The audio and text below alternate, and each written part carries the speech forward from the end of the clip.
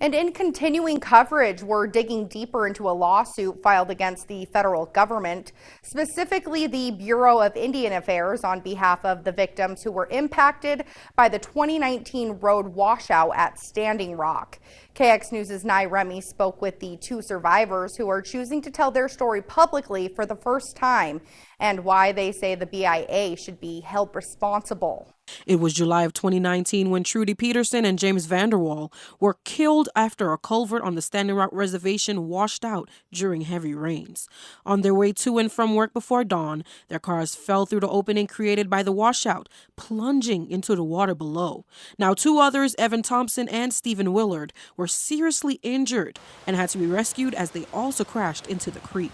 At this time, the families of the victims, Willard and Thompson, are looking for answers amongst the tribe. According to the Indian Self-Determination and Education Assistance Act, it states the tribe seeks to contract all road maintenance and related function required to preserve, upkeep, and restore eligible Indian reservation roads, including but not limited to the BIA road system, which includes BIA Highway 3, where the incident occurred. I'm actually standing right here where the incident that occurred almost 3 to 4 years ago, right here behind of me, and they tell me they're still fighting for justice. They had all these years to put up the signs, caution signs on each side of the roads, or if it was that bad priorly, then they could have rerouted it like they did before when they fixed it. The lawsuit alleged that the Bureau of Indian Affairs had a responsibility to not just inspect, but to also maintain the culvert located along BIA Highway 3.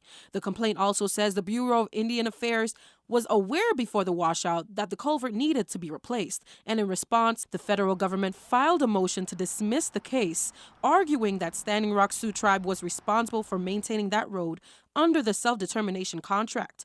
But Timothy Purdon, attorney for the plaintiffs, argued that the Bureau of Indian Affairs knew as early as 2014 that the culvert under the road was failing and filed an appeal. But even then, Judge Daniel Hovland's decision to dismiss the case was affirmed by judges with the 8th Circuit Court of Appeals. It's really hard on our children and on our other halves. Now, Thompson and Willard are both in agreement with needing to be compensated for their injuries and their time lost from work, but say although they worked for the tribe didn't reach out to see how things were, and instead they were looking for ways to fight the legal battle that they knew was about to begin.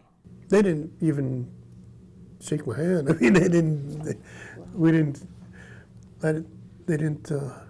hear anything from any of them, to be honest. My employer, my boss, she came and seen me, but one of my supervisors, but those are immediate people that I work with. But as far as tribal council or anybody that was, I didn't hear from any of them. As far as the victims' families, they both say Peterson and Vanderwall's last moments of life were filled with fear and pain as they died alone in the Joe Bush Creek. And as of right now, their fight is still not over yet as they wait for their case to be picked up by the U.S. Supreme Court. Nye Remy reporting for KX News. KX News reached out to the Bureau of Indian Affairs several times but did not receive a response.